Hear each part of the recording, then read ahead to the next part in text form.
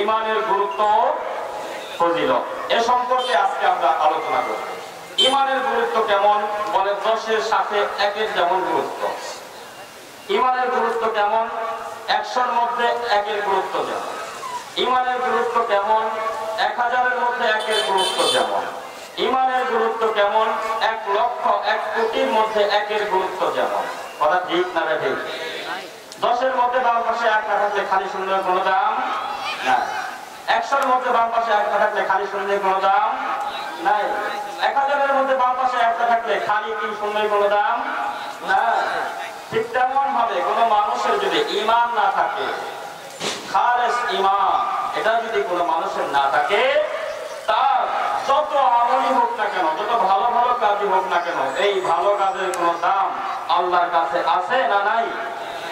আলোচনা বুঝতেছেন? আওয়াজ করে উত্তর দেন। ভালো কাজের দাম আছে না নাই? ঈমান না থাকলে ভালো কাজের কোনো দাম নাই। সহিহ বুখারীর বর্ণনা। আল্লাহর পয়গম্বর হযরত ইব্রাহিম আলাইহিস সালামকে আল্লাহ তাআলা হাসরের ময়দানে যখন সুপারিশ করার অনুমতি দিলেন, তো ইব্রাহিম পয়গম্বর তার উম্মতের জন্য সুপারিশ করতে থাকবেন। তার উম্মতরা সিরিয়ায় দাঁড়িয়ে দাঁড়িয়ে ইব্রাহিম পয়গম্বরের কাছ থেকে সুপারিশ গ্রহণ করবে এবং জান্নাতে যাওয়ার হবে। একটা পর্যায়ে ইব্রাহিম পয়গম্বর তাকায় দেখবেন ওই সিরিয়ালের মধ্যে তার বাবাও দাঁড়ায় গেছে। যদি বুঝে থাকেন আলোচনা তাহলে উত্তর দেন। ইব্রাহিম পয়গম্বরের বাবা আযর তিনি কি ঈমানদার ছিলেন না বেঈমান ছিলেন? বেঈমান ছিলেন। আল্লাহর পয়গম্বর ইব্রাহিম আলাইহিস সালাম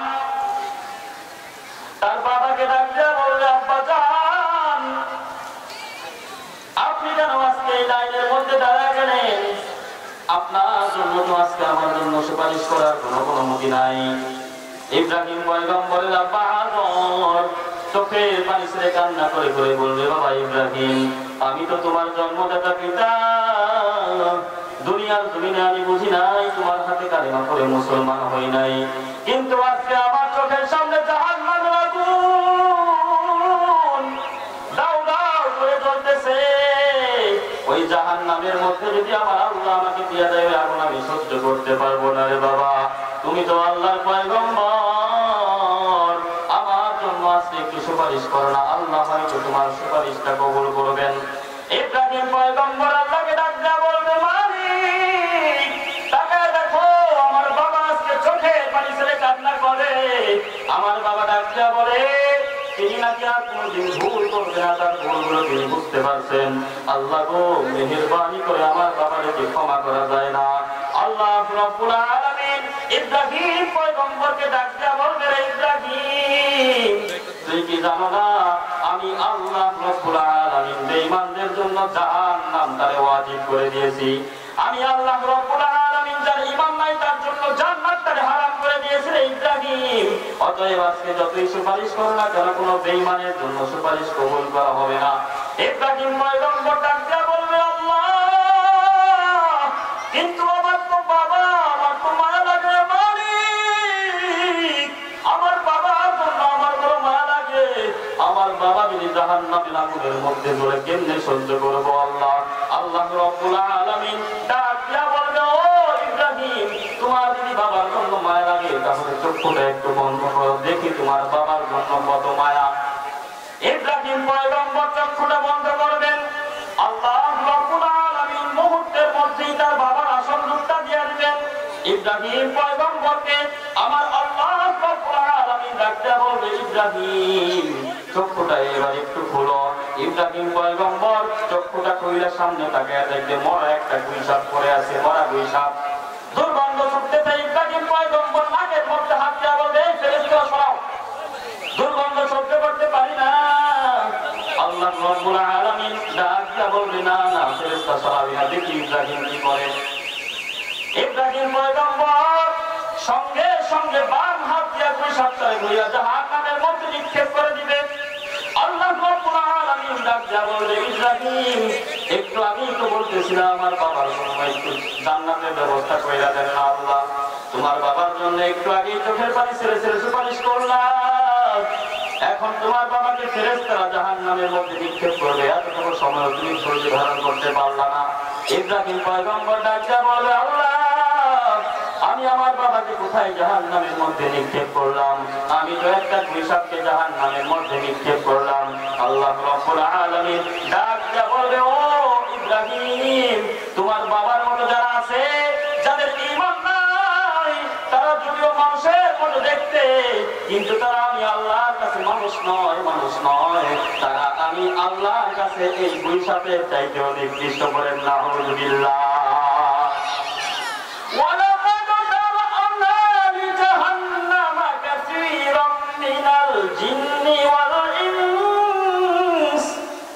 لهم قلوب لا يفقهون بها ولهم أعين لا يبصرون بها ولهم آذان لا يسمعون بها أولئك كالأنعام بل هم أضل أولئك هم الغافلون।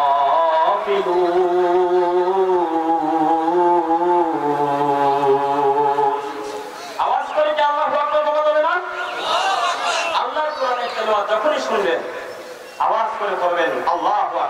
পারা যাবে? আল্লাহ রাব্বুল আলামিন ডাক দিয়ে বলেন, দুনিয়ার জমিনের অধিকাংশ জিন আর ইনসানকে আমি আল্লাহ বানাইলাম জাহান্নামের জন্য। তাদেরকে আমি আল্লাহ জাহান্নামের জন্য বানাইলাম। বলে যাদের অন্তর আছে, অন্তর দিয়ে ফিকির করে না, যাদের চোখ আছে, চোখ দিয়ে দেখে না, যাদের কান আছে, কান দিয়ে শোনে না, এই মানুষগুলো যদিও মানুষের মতো দেখতে, কিন্তু এরা আমি আল্লাহর কাছে মানুষ না। উলাইকা কাল আনআম, এরা হলো চতুষ্পদ জানোয়ারের মতো। বাল হুম আদল, বরং জানোয়ারের চাইতেও নিকৃষ্ট। উলাইকা হুমুল গাফিলুন, আর এরাই হলো দুনিয়ার মধ্যে গাফেল মানুষ। এরা আল্লাহ থেকে গাফেল, এরা নামাজ থেকে গাফেল, এরা ওয়াজ মাহফিল থেকে গাফেল, ভালো কাজ থেকে এরা গাফেল, এরা খারাপ কাজের মধ্যে মজা পায়। আল্লাহ বলে এদেরকে যদিও মানুষের মতো দেখা যায়, কিন্তু এরা মানুষ নয়, এরা চতুষ্পদ জানোয়ারের চাইতেও নিকৃষ্ট। আল্লাহ রাব্বুল আলামিন জানালেন, ইব্রাহিম, তোমার বাবার দান আল্লাহর কাছে ওই দুইসাদের চাইতেও কম, অতএব তার আসল রূপ আমি আল্লাহ করে দিয়ে দিলাম। আর তুমি তোমার বাবার আসল রূপ দেখে সহ্য করতে পারো নাই, নিজে ঘরে জাহান্নামে নিক্ষেপ করে দিয়েছো। তাহলে দেখেন ঈমানের কতটা। ঈমান যার নাই, তার আমলের কোনো দাম নাই, নবীর পিতা হইলেও তার কোনো দাম নাই। এজন্য ঈমানটাকে মজবুত করা দরকার আছে না নাই? বলেন, ঈমানটাকে মজবুত করা দরকার আছে না? ঈমানটাকে যদি মজবুত করতে পারেন, তাহলে পুরস্কার কি? আল্লাহ রাব্বুল আলামিন সূরাতুল কাহফের 107 নম্বর আয়াতের মধ্যে পুরস্কার জানিয়ে দিয়েছেন, ইন্নাল্লাযীনা আমানু ওয়া আমিলুস সালিহাত। আল্লাহ রাব্বুল আলামিন বলেন, নিশ্চয়ই যারা ঈমান এনেছে এবং নেক আমল করেছে, কানাত লাহুম জান্নাতুল ফিরদাউসি নুজুলা, তাদের জন্য আমি আল্লাহ রাব্বুল আলামিন মৃত্যুর পরে জান্নাতুল ফিরদাউস রেডি করে রাখছি। বলেন সুবহানাল্লাহ। আল্লাহর পয়গম্বর জানায় দেন, আসলিসবিনাত, ও দুনিয়ার মানুষ, তোমরা তোমাদের ঈমানকে মজবুত করে নাও, খাঁটি করে নাও। ঈমানটাকে যদি মজবুত করতে পারো, ইয়াকফিকাল আমালুল কলিল, তাহলে জান্নাতে যাওয়ার জন্য বেশি আমলের প্রয়োজন নাই। অল্প আমল যদি খাঁটি ঈমানের সাথে করতে পারো, তাহলে এই অল্প ঈমান নাজাতের জন্য যথেষ্ট হয়ে যাবে। বলেন সুবহানাল্লাহ। খাঁটি ঈমান কাকে বলা হয়? আল্লাহ কেমন ঈমানের কথা বললেন, এই কথা আল্লাহ রাব্বুল আলামিন কোরআনের আরেক জায়গায় জানিয়ে দিলেন। আল্লাহ ডাকয়া বলেন, আমিনু কামা আমানান নাস, ও দুনিয়ার মানুষ, তোমরা ঈমান আনো যেইভাবে লোকেরা ঈমান আনছে। কোন লোকেরা ঈমান আনছে? এই জায়গায় মুফাসসিরিনে কিরাম ব্যাখ্যা দিয়া জানায় দেয়, এই লোকরা আমার আল্লাহ রাব্বুল আলামিন উদ্দেশ্য করেছেন তার সাহাবীদেরকে, ওই সমস্ত ঈমানদারদেরকে, যে সমস্ত ঈমানদাররা ঈমানের জন্য ত্যাগ স্বীকার করছে, ঈমানের জন্য কুরবানি করেছে, ওই সমস্ত ঈমানদারদের মতো ঈমান আনো। আল্লাহ জানায় দিলেন, আমিনু কামা আমানান নাস, ও দুনিয়ার মানুষ, তোমরা ঈমান আনো যেইভাবে ওই সাহাবীরা ঈমান আনছে। তোমরা ঈমান আনো যেইভাবে আল্লাহর পয়গম্বরের সাহাবী হযরত আম্মার ঈমান আনছে। হযরত আম্মার রাদিয়াল্লাহু আনহু ঈমান আনছে, আল্লাহর পয়গম্বরের হাতে হাতে হাত দিয়া কালিমা পড়ে মুসলমান হয়ে গেছে। আবু জাহালের কানে যখন এই কথাটা যায়, আবু জাহাল ডাক দিয়া কয়, যাও যাও আম্মারকে ধরে আমার কাছে নিয়ে আসো। একটু পরেই জানা গেল আম্মারের মা সুমাইয়া রাদিয়াল্লাহু আনহা ঈমান আনছে। বলে, যাও সুমাইয়াকে আমার বাড়িতে ধরে নিয়ে আসো। আম্মার রাদিয়াল্লাহু আনহুকে ধরে আনা হলো, সুমাইয়া রাদিয়াল্লাহু আনহাকে ধরে আনা হলো। আবু জাহাল ডাক দিয়া বলে, আম্মার তুমি নাকি আল্লাহর পয়গম্বরের হাতে হাত দিয়া কালিমা পড়ে মুসলমান হয়ে গেছো? আম্মার রাদিয়াল্লাহু আনহু সাথে সাথে জবাব দিয়া বলে, হ্যাঁ হ্যাঁ আমি আল্লাহর পয়গম্বরের হাতে হাত দিয়া কালিমা পড়ে মুসলমান হয়ে গেছি। আবু জাহাল ডাক দিয়া বলে, আম্মার ঈমানটারে ছেড়ে দাও, ঈমানটারে ছেড়ে দাও, নইলে কঠিন শাস্তির মুখোমুখি হইবা। আম্মা রাদিয়াল্লাহু আনহু ডাক দিয়া বলে, ও আবু জাহাল, যে ঈমান আমি আনলাম এই ঈমান তো আমি সারার জন্য আনি নাই। ওই এই জীবন একবার কেন 100 বার যদি এই জীবন আল্লাহর জন্য বিলিয়ে দিতে হয়, তারপরেও আমি আম্মার ঈমান ছাড়তে পারবো না। আওয়াজ করে বলা যাবে না সুবহানাল্লাহ? আবু জাহাল ডাক দিয়া বলে, খুনির সঙ্গে বলো আম্মারকে, আরে খুনির সঙ্গে আম্মারের মা সুমাইয়াকে বাঁধো। আম্মারকে খুনির সঙ্গে বাঁধে, সুমাইয়াকে আরেক খুনির সঙ্গে বাঁধে। এইবার আবু জাহাল ডাক দিয়া বলে, ওদের উপর জুলুম শুরু করে দাও। আম্মার রাদিয়াল্লাহু আনহুর উপর জুলুম শুরু করে দেয়, সুমাইয়া রাদিয়াল্লাহু আনহার উপর জুলুম শুরু করে দেয়। এমন জুলুম করে, জুলুম করতে করতে তাদেরকে যখন জমিনের মধ্যে শোয়া ফেলছে, এইবার ডাক দিয়া বলে, আম্মার আতাতরুকুল ঈমান, তুমি কি ঈমান ছাড়ো নাকি? ঈমান যদি না ছাড়ো তাহলে ভয়ঙ্কর পরিস্থিতির মুখোমুখি হইবা। ও সুমাইয়া, ঈমান ছাড়বি কিনা বল। সুমাইয়া রাদিয়াল্লাহু আনহা ডাক দিয়া বলে, না না, যে ঈমান একবার আনলাম এই ঈমান আমি আর কোনোদিন ছাড়তে পারবো না। এইবার আবু জাহাল ডাক দিয়া বলে, সুদা আঙ্গুলে ঘি উঠছে না, আঙ্গুলটারে বাঁকা করতে হবে। ডাক দিয়া বলে, এই আম্মারকে খুঁটির মধ্যে বাঁধো, সুমাইয়াকে তার বরাবর একটা খুঁটির মধ্যে বাঁধো। সুমাইয়া যেন আম্মারকে দেখতে পারে, আম্মার যেন সুমাইয়াকে দেখতে পারে, মুখোমুখি বাঁধো। এইবার মুখোমুখি যখন বাঁধছে, আবু জাহাল ডাক দিয়া কয়, আম্মারের সামনে তার মায়ের কাপড়গুলো খুলে ফেল করেন, নাউযুবিল্লাহ। একটাবার চিন্তা করেন তারা কেমন ঈমান আনছে, আমরা কেমন ঈমান আনলাম। আজকে আমাদের তো ঈমানের জন্য কোনোদিন মার খাইতে হয় নাই, আজকে তো আমাদের জন্য ঈমানের জন্য কোনোদিন জুলুম সহ্য করতে হয় নাই। আজকে আমরা ঈমানটা এত সহজে পেয়ে গেলাম। আমাদের বাবা মুসলমান, মা মুসলমান, এই কারণে আমিও মুসলমান। কিন্তু একটা বার তো আমরা চিন্তা করি না আমাদের ঈমানের হালতটা যে গুনে খাওয়া কাঠের মতো হয়ে গেছে। কাঠের উপর থেকে যেমন ভালো দেখা যায়, কিন্তু টোকা দিলেই কাঠ ধ্বংস হয়ে যায়। আজকে আমাদের ঈমানের অবস্থা এমন হয়ে গেছে, উপর থেকে আমরা দেখতে মুসলমান, কিন্তু ভিতরে ঈমানের চিঠি ফোটাও না। ঠিক না ঠিক বলেন? আবু জাহাল ডাক দিয়া বলে, যাও যাও একটা বর্ষা নিয়ে আসো। বর্ষা নিয়ে আসে। এইবার সুমাইয়া রাদিয়াল্লাহু আনহা শরীর থেকে কাপড়গুলো খুলতেছে। আম্মা রাদিয়াল্লাহু আনহা চোখের পানি ছেড়ে ছেড়ে কান্না করে আর আল্লাহকে মনে মনে ডাক দেয়া বলে, মালিক, এমন একটা দৃশ্য দেখার চাইতে যদি মাটি ভাগ হয়ে যাইতো, মাটির তলে যদি ভিজে যাইতে পারতাম, তাহলে কত ভালো হইতো। সন্তান হইয়া নিজের মাকে উলঙ্গ অবস্থায় দেখতে হইতেছে। আল্লাহ, আয় আল্লাহ, কেমন একটা মুসিবতের মধ্যে পড়ে গেলাম রে মালিক।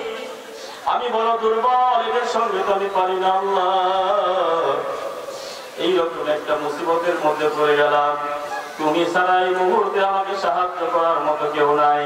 এইদিকে আবু জাহাল পাষাণ, মনটা বড় শক্ত। আবু জাহালের দিলের মধ্যে একটা বড় একটুখানি মায়া হয় না। সুমাইয়ার উপর নির্যাতন করতেছে, অত্যাচার করতেছে।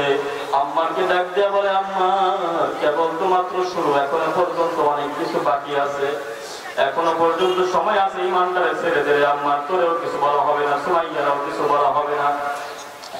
সুমাইয়া রাদিয়াল্লাহু আনহা আম্মাকে ডাক দিয়ে বলে, আম্মা, আমি তো আমার পেটের মধ্যে এমন সন্তান ধরি নাই যেই সন্তান মৃত্যুর ভয়ে, যেই সন্তান জুলুমের ভয়ে আমার আল্লাহর উপর থেকে ঈমানটারে ছেড়ে দিলে রে আম্মা। আমাদের জানের আর কি মূল্য, মরতে তো একদিন হবেই আম্মার।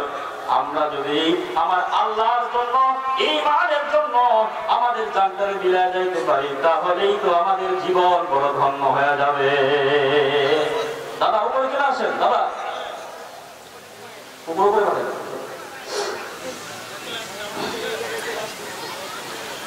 হযরত আম্মার রাদিয়াল্লাহু আনহুর উপর জুলুম করতেছে, সুমাইয়া রাদিয়াল্লাহু আনহার উপর জুলুম করতেছে। বারবার ডাক দিয়ে বলে, সুমাইয়া ঈমানদারে ছেড়ে দাও, ও আম্মা ঈমানদারে ছেড়ে দাও। ঈমান যদি ছেড়ে দাও তাহলে তোমাদের উপর কোনো জুলুম করা হবে না, বরঞ্চ অনেক সুযোগ সুবিধা দেওয়া হয়, ভালো থাকবা, ভালো করে বাঁচতে পারবা।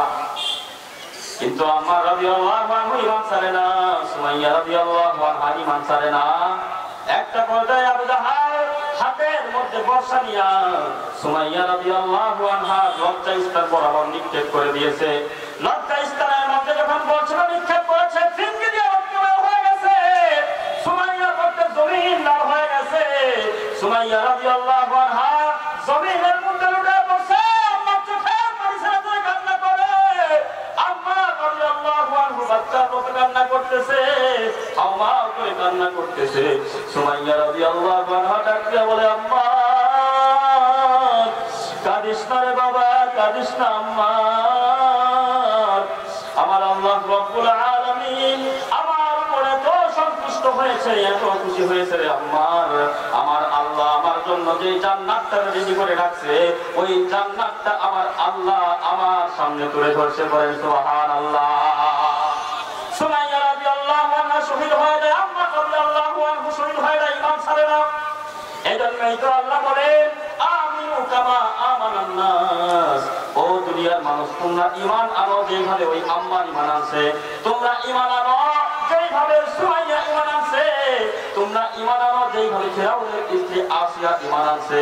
ফিরাউনের মতো একটা জালেমের ঘরে থেকে, একটা কাফেরের ঘরে থেকে আসিয়া কত মজবুত ঈমানদার হয়ে গেল, আমার আল্লাহর ওলি হয়ে গেল। আমার আল্লাহ রব্বুল আলামিন আসিয়ার উপরে এত সন্তুষ্ট যে আসিয়ার ব্যাপারে আমার আল্লাহ রব্বুল আলামিন পবিত্র কোরআনের মধ্যে আয়াত নাযিল করে দিয়েছেন। বলেন সুবহানাল্লাহ। ওয়াদারাবাল্লাহু মাসালাল লিল্লাযীনা আমানু ইমরাআতা ফিরআউন ইয ক্বালাত রাব্বি ইবনি লি ইনদাকা বাইতান ফিল জান্নাতি ওয়া নাজ্জিনি মিন ফিরআউনা ওয়া আমালিহি ওয়া নাজ্জিনি মিনাল কওমিয যালিমিন। আল্লাহ রাব্বুল আলামিন দুনিয়ার মানুষকে ডাক দেয়া বলে, ও দুনিয়ার মানুষ শোনো, শোনো, তোমাদের জন্য আমি আল্লাহ রাব্বুল আলামিন ফিরআউনের স্ত্রীকে মডেল বানিয়ে দিলাম, মডেল। বলে কারণ কি জানুনি? এই ফিরআউন যখন মুসার কাছে কালেমা পড়ে মুসলমান হয়ে গেছে, ফিরআউন একদিন আসিয়ার কাছে ডাক দিয়া বলে, আসিয়া রে, গোটা মিশরের মানুষ আমাকে খোদা বলে ডাক দেয়, আমার বড় মজা লাগে, কিন্তু তুই আমার বউ আমার একটা দিন খোদা বলে ডাকবি না। আমার মনটা বড় চায় তুই আমার একটা বার খোদা বলে ডাকবে। ফিরআউনের স্ত্রী আসিয়া ডাক দিয়ে বলে, ফিরআউন তুই আমার কেমন করে তুই একটা বেহুলা? বলে তুই এমন একটা খোদা যে আমার করে আজ পর্যন্ত একটা বাচ্চা দিতে পারো নাই, যে একটা নারী করে একটা বাচ্চা দেওয়ার ক্ষমতা রাখে না, সে কেমন করে মানুষের খোদা হয়? সে তো একটা বেহুদা। ফিরআউন ডাক দিয়ে কয়, আসিয়া এটা তুমি কেমন কথা বললা? আমার মনটা তো বড় খারাপ হয়ে গেল। ফিরআউন মনটা খারাপ করে হামানের কাছে যায়, হামানকে ডাক দিয়ে বলে, হামান, আমার স্ত্রী আসিয়া আমাকে খোদা বলে মানতে চায় না, বরং আমাকে বলে আমি নাকি একটা বেহুদা, আমি নাকি একটা সন্তান দেওয়ার ক্ষমতা রাখি না। হামান কয়, ঠিকই তো কইছে, ঠিকই তো কইছে। বাস্তবতা তো এইটাই, যে যত বড় গডফাদার হোক তার আসল খবর জানে তার ঘরের বউ। কথা ঠিক না রে? তো ফিরআউন যতই খোদাগিরি দেখা, তার ঘরের বউ আসিয়া তার খোদাগিরির খবর জানে কি জানে না? বলে হামান ডাক দিয়ে কয়, না বিষয়টা যাই হোক না, কেউ লজ্জার বিষয়। আপনার ঘরের স্ত্রী যদি আপনাকে খোদা বলে না মানে, তাহলে মিশরের কেউ আপনাকে খোদা বলে মানবে না। বেকারটা যদি মানুষ জানাজানি হয়ে যায় তাহলে বড় লজ্জার বিষয়, মুখ দেখানোর মতো অবস্থা থাকবে না। এইবার ফিরআউন ডাক দিয়ে কয়, হামান একটা বুদ্ধি দাও, কি করা যায়? হামান ডাক দিয়ে কয়, বুদ্ধি হইল যেমনি হোক না কেন ফিরআউন আসিয়ার মুখ থেকে খোদা ডাক্তার বের করতে হবে। এইবার কয় কেমনে কয় প্রয়োজনে জুলুম করা লাগবে। আসিয়াকে ডাক দিয়ে বলে আসিয়া একটা বার খুলে বলে ডাক দাও। আসিয়া বলে না না আমি তো এক খুদার উপর আনলাম। আল্লাহ হলেন একজন, ইবাদতের উপযুক্ত হলেন একজন। আওয়াজ করে বলেন ইবাদতের উপযুক্ত কয়জন? সেজদা দেওয়ার উপযুক্ত কয়জন? মাজারের মধ্যে সেজদা দেওয়া যাবে নাকি? কোন পীরের পায়ে সেজদা দেওয়া যাবে নাকি? কোন মূর্তির পায়ে সেজদা দেওয়া যাবে নাকি? মূর্তি যদি কোথাও বানানো হয় তাহলে সেই মূর্তির স্থান বাংলার জমিনে হতে পারে না। হয়েছে নাকি বাংলার জমিনে? ওলামা একদম অনেক বুঝাইছে যে আল্লাহর রাস্তায় একটু বুঝেন, আপনার বাবার মূর্তিটা বানায় না। এত বোঝানোর পরেও বুঝবো না। কথা কোন ঠিক না ঠিক? ওই যে আমাদের মামুনুল হক সাহেব হুজুর বলছিল যে ভাইঙ্গা বলিজঙ্গার মধ্যে ফলাইয়া দিব, বলিজঙ্গার পানিও কপালে জুড়ে নাই, পেশাবের পানি জুটছে। কথা কোন ঠিক না ঠিক? এজন্য মূর্তি বানানো যাবে? মূর্তি বানানো যাবে না, মূর্তি বানানো হারাম। মূর্তি বানানো কি? মূর্তি যারা বানায় ওই মূর্তিও জাহান্নামে যাবে, যে বানাইছে হ্যাঁ জাহান্নামে। কথা বুঝতেছেন? ফেরাউনের স্ত্রী আসিয়া ডাক দেয়া বলে না না আমি তো এক আল্লাহর উপরে মানলাম, ওই আল্লাহ ছাড়া আমি আর কাউকে খোদা বলে ডাকবো না, আর কাউকে মালিক বলে মানতে পারবো না। এইবার ফেরাউন ডাক দেয়া বলে হামান পরামর্শ দাও, পরামর্শ দাও, কি করা যায়? আসিয়ার মুখ থেকে কেমন করে খোদা ডাকতে বের করা যায়?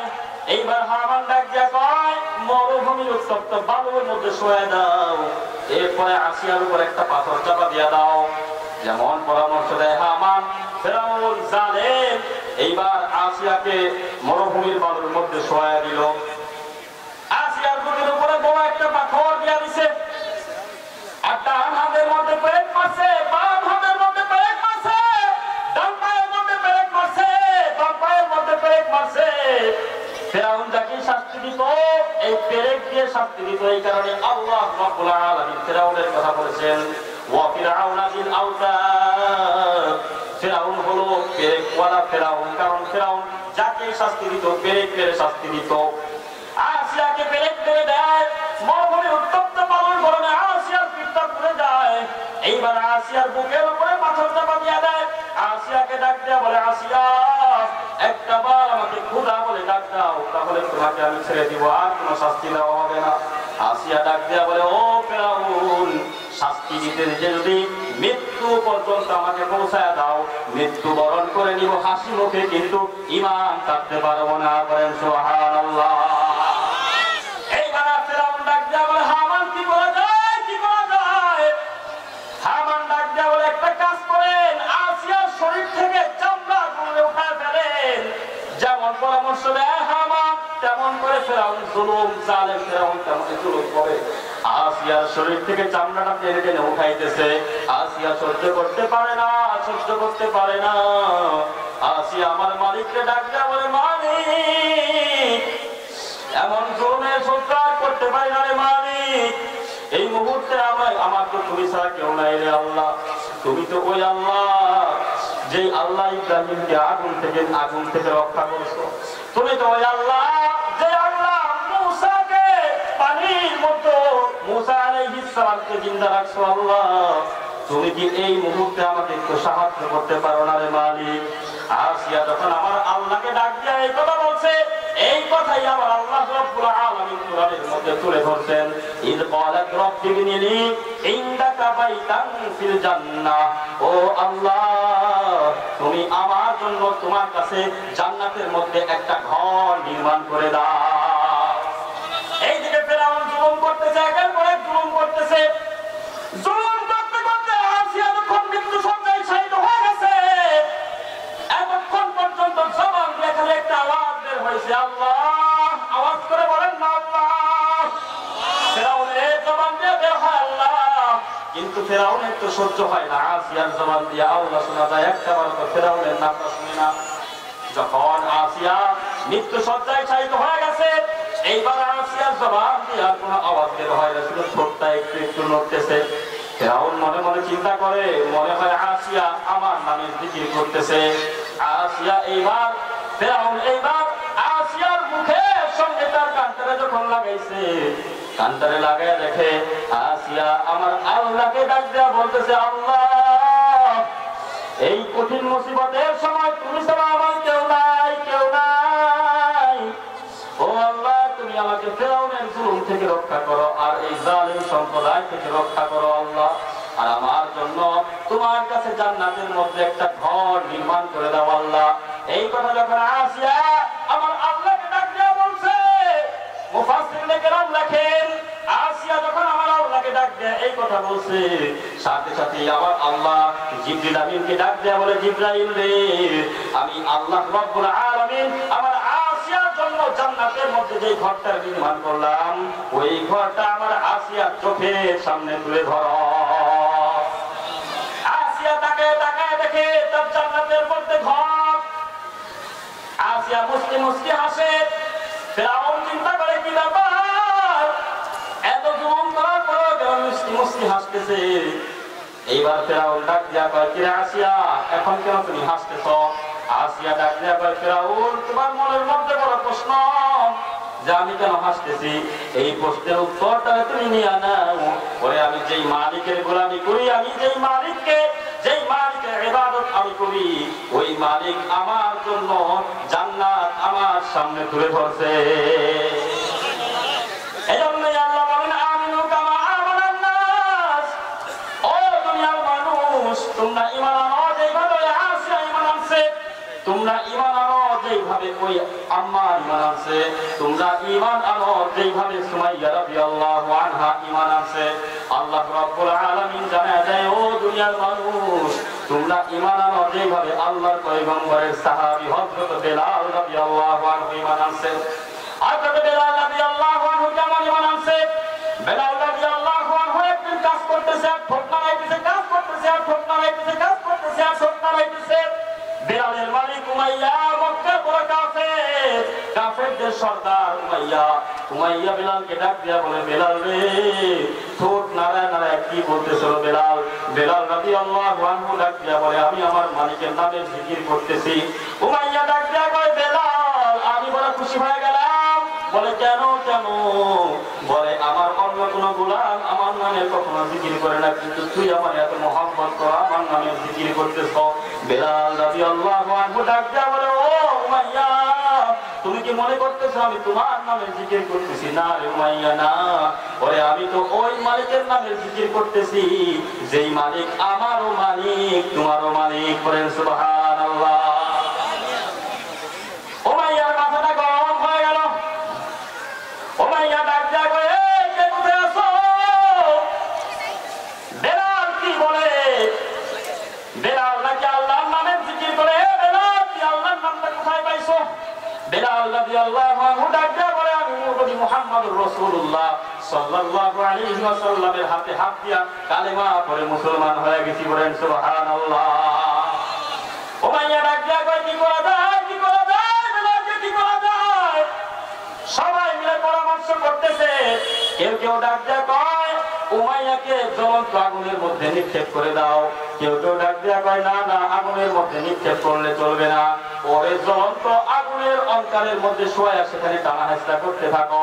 কেউ কেউ ডাক দিয়া বলে, না না, এত সহজে মৃত্যু দিলে চলবে না, বরঞ্চ ওরে মরুভূমির উত্তপ্ত বালুর উপরে শোয়া, মরুভূমির উত্তপ্ত বালুর মধ্যে শোয়া দিয়া, মরুভূমির উত্তপ্ত বালুর মধ্যে শোয়া, তারপরে তার উপরে পাথরটারে চাপা দিয়া দাও। বেলাল রাদিয়াল্লাহু আনহুকে মরুভূমির মধ্যে শোয়া দিছে, বুকের মধ্যে পাথর চাপা দিয়া দিছে। বেলাল রাদিয়াল্লাহু আনহু সহ্য করতে পারে না। সমস্ত কাফেররা চতুর্দিকে মজা করতেছে, হাসি ঠাট্টা করতেছে।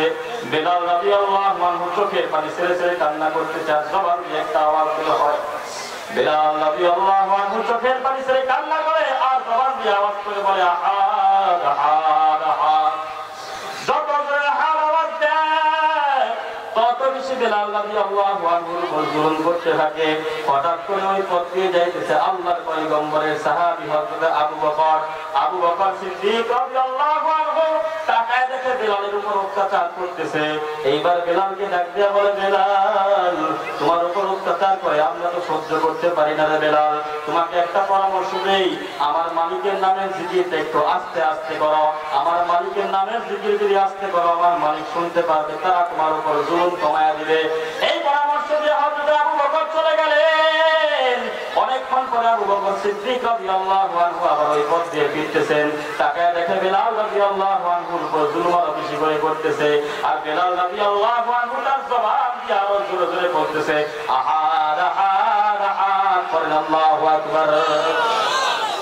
বেলাল রাদিয়াল্লাহু আনহুকে ডাক দিয়া বলে, ও বেলাল, তোমাকে না বললাম আল্লাহর নামটা একটু আস্তে নাও, কেন আমার পরামর্শের উপর তুমি আমল করতেছো না? বেলাল রাদিয়াল্লাহু আনহু ডাক দিয়া বলে, ভাই আবু বকর, আমিও তো বুঝি আমার জবান দিয়ে যদি আমি আমার আল্লাহর নামের জিকিরটা আস্তে আস্তে করি তাহলে আমার জুলুম কিছুটা কমে যাবে, কিন্তু ভাই আবু বকর আমি কি করব? আমার মালিকের নামের মধ্যে এত মজা, এত মজা, এত মজা। আমার মালিকের নাম যখন আমার জবানের মধ্যে আমি উঠাই, আমার এত মজা লাগে, ওদের এত কঠিন শাস্তি আমার কাছে কিছু মনে হয় না। সুবহানাল্লাহ বলা যাবে না? বেলাল রাদিয়াল্লাহু আনহু চিন্তা করে, তো আল্লাহর বড় পাগল, এটা তো রাখা যাবে না। উমাইয়াকে ডাক দিয়া বলে, উমাইয়া বেলালকে আমার কাছে বিক্রি করে দাও রে উমাইয়া। উমাইয়া ডাক দিয়া বলে, না না, বেলালকে বিক্রি করা যাবে না। আবু বকর সিদ্দিক রাদিয়াল্লাহু আনহু বলে, প্রয়োজনে দামটা একটু বাড়ায় দিও, বেলালকে আমার কাছে বিক্রি করে দাও। এইবার উমাইয়া টাকার লোভে পড়ে বেলালকে আবু বকরের কাছে বিক্রি করে দেয়। বেলাল রাদিয়াল্লাহু আনহু কেমন ইমানদার! আবু বকর সিদ্দিক রাদিয়াল্লাহু আনহু বেলালকে নিয়ে আল্লাহর পয়গম্বরের দরজায় যায়। আল্লাহর পয়গম্বরকে ডাক দিয়া বলে, ও আল্লাহর পয়গম্বর, তাকায় দেখেন আপনার বেলাল আমার আল্লাহর বড় আশিক, আল্লাহ রাব্বুল আলামিনকে এত মহব্বত করে, এত মহব্বত করে, এত জুলুমের পরেও তার জবান থেকে আল্লাহর নামটা সরায় না। আল্লাহর পয়গম্বর বেলালকে কবুল করলেন, বেলালকে মুয়াজ্জিন বানায় দিলেন। বেলাল রাদিয়াল্লাহু আনহু একদিন চোখে পানি ছেড়ে কান্না করতেছেন। আল্লাহর পয়গম্বর ডাক দেয়া বলে, বেলাল চোখে পানি ছেড়ে কেন কান্না করতেছো বেলাল? বেলাল রাদিয়াল্লাহু আনহু ডাক দিয়ে বলে, ও আল্লাহর পয়গম্বর, আমার বড় ভয় হয়, আমার আল্লাহ মনে হয় আমার উপর নারাজ হয়ে গেছে। আল্লাহর পয়গম্বর ডাক দিয়ে বলে, বেলাল তুমি কি বলো? আমার আল্লাহ তোমার উপর নারাজ হইছে? না রে বেলাল, না, বরঞ্চ আমার আল্লাহ তোমার উপর এত সন্তুষ্ট হয়ে গেছে তুমি নিজেও তা জানো না রে বেলাল। ও বেলাল, আমি যখন ওই মেরাজে রজনীতে যাই, হঠাৎ করে তাকায় দেখি কেমন জানি একটা পায়ের আওয়াজ শোনা যায়।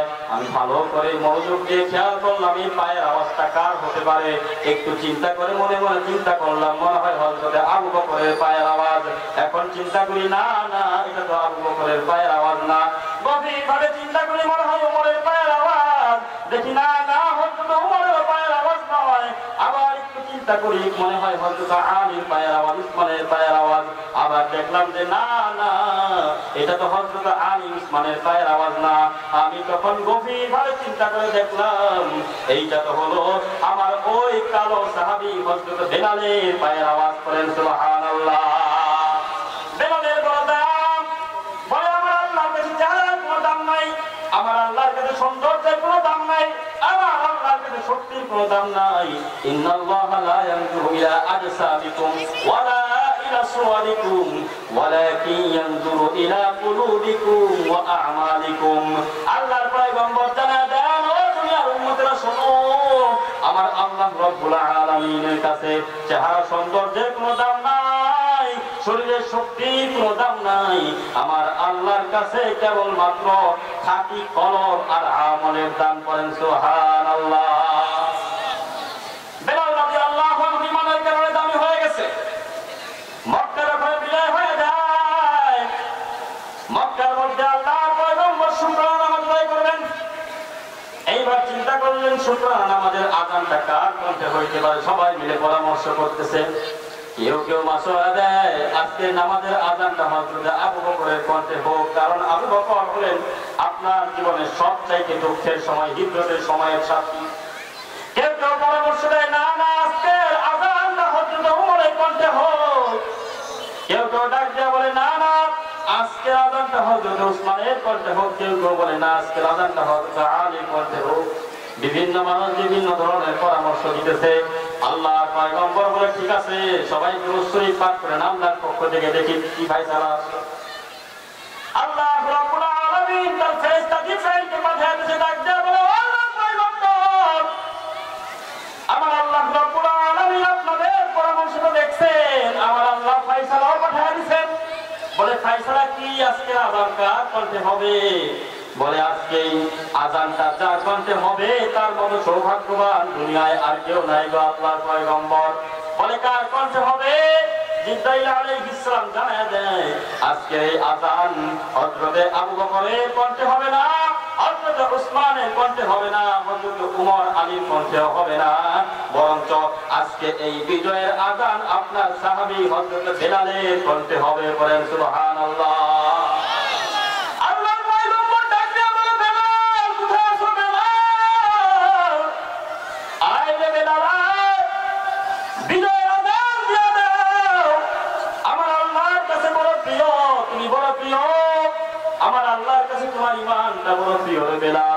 আজকে বিজয়ের আযানটা তোমার করতে হবে রে বেলাল। বেলাল রাদিয়াল্লাহু আনহু ঈমানের কারণে আমার আল্লাহর কাছে কত দামি হয়ে গেছে। এই কারণেই আল্লাহ রাব্বুল আলামিন বলেন আমিনু কামা আমানান নাস।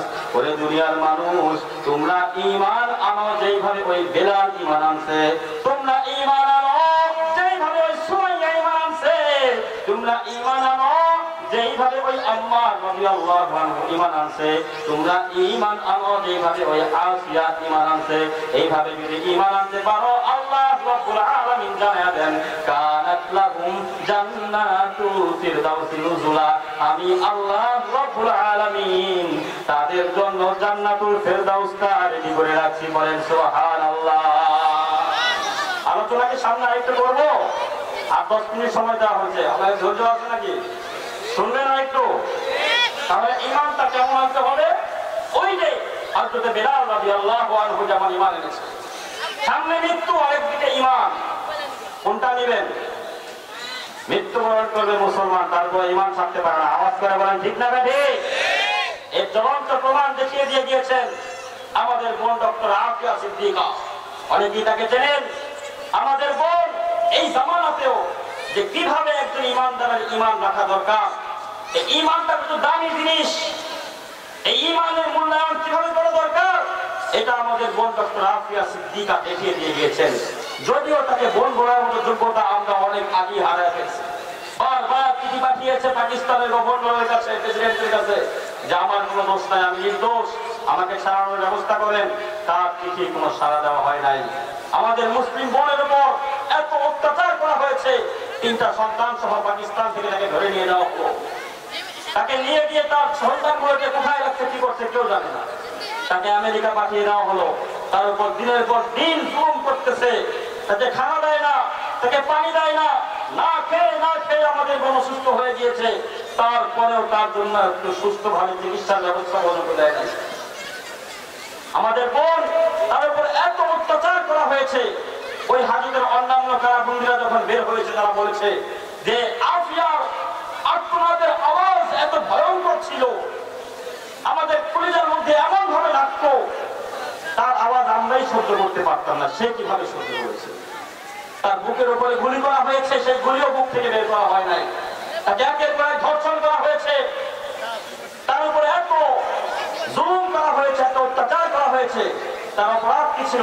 সে তো কোনো মানুষকে হত্যা করে নাই, সে তো কারো জমি দখল করে নাই, সে তো কোনো মানবাধিকারের লঙ্ঘন করে নাই। তার অপরাধ ছিল ওই সমস্ত বেঈমানদের দৃষ্টিকোণ থেকে একটাই, সেটা হলো আমাদের বোন আফিয়া ইসলামের আলোকে মানুষের দুয়ারে দুয়ারে পৌঁছায় দিত। এটাই ছিল তার অপরাধ। এই অপরাধের কারণে তার উপরে এত জুলুম করা হয়েছে। তাকে বলা হয়তো আফিয়া তোমার পায়ের সামনে কোরআন রেখে দেওয়া হলো, এই কোরআনের মধ্যে পাওয়া যাও, তাহলে তোমাকে ছেড়ে দেওয়া হবে, তোমাকে অনেক ভালো ভালো ব্যবস্থা তোমার জন্য হয়েছে, তোমার জন্য অনেক সুসংবাদ রয়েছে। আফিয়া সিদ্দিকা বলতো জীবন চলে যাবে, তারপর আল্লাহর কোরআনের উপর আফিয়ার পা পড়বে না। আল্লাহু আকবার বলেন। আমাদের বোন আমাদেরকে শিক্ষা দিয়ে গিয়েছেন যে এইভাবে ঈমান রক্ষা করতে হয়। আল্লাহর পয়গম্বর জানিয়েছেন যে কিয়ামতের আগে এমন একটা সময় আসবে হাতের মধ্যে জ্বলন্ত অন্তর রাখাটা যেটা কঠিন, এর চাইতেও বেশি কঠিন হবে ঈমান রক্ষা করা। আজকে সেই জামানা চলে আসছে।